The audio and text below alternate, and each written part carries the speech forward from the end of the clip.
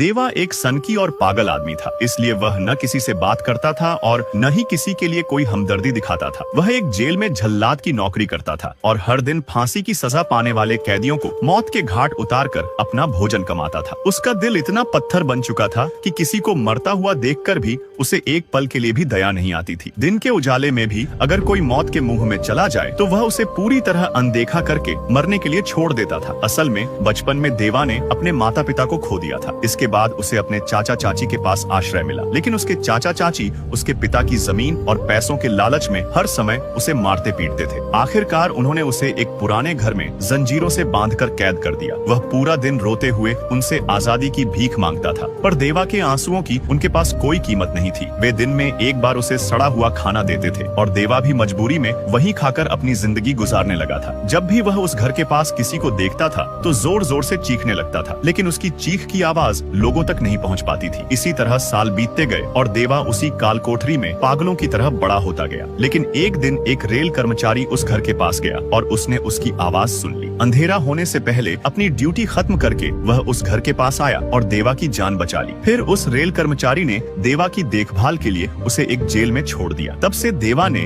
उसी जेल को अपना घर मान लिया और वहीं जल्लाद की नौकरी करने लगा। कभी कभी वह उस रेल कर्मचारी के घर भी जाकर विश्राम करता था। लेकिन कुछ दिन बाद गांव की एक सुंदर लड़की पार्वती को देवा से प्यार हो गया। उसके बारे में कुछ भी न जानने के कारण उसकी सारी सहेलियां उसे देवा से दूर रहने के लिए कहती थीं। लेकिन पार्वती ने किसी की बात सुने बिना पहली बार उससे बात करने के लिए ट्रेन में सफर करते हुए उसके पास जाना शुरू किया। लेकिन ट्रेन की पटरी में कुछ खराबी होने के कारण ट्रेन को अचानक रोकना पड़ा, जिसकी वजह से पार्वती का हाथ देवा के शरीर से छू गया। हमेशा नफरत में रहने वाले देवा ने पार्वती को छी कहकर दूर धक्का दे दिया। उसके इस व्यवहार से पार्वती पूरी तरह हैरान हो गई और मन में डर लेकर वह चुपचाप अपने दोस्तों के पास लौट गई। लेकिन हार न मानते हुए अगले दिन वह फिर उसके पास आई और डरते हुए उससे बात करने की कोशिश की। फिर भी देवा ने उस पर चीख कर उसे भगा दिया। अब पार्वती इतनी डर चुकी थी कि वह चाहकर भी उससे बात करने की हिम्मत नहीं कर पाती थी। जब भी वह उसके पास जाने की कोशिश करती तो उसका डरावना चेहरा देखकर भाग जाती थी। कभी कभी उसका पीछा भी करती,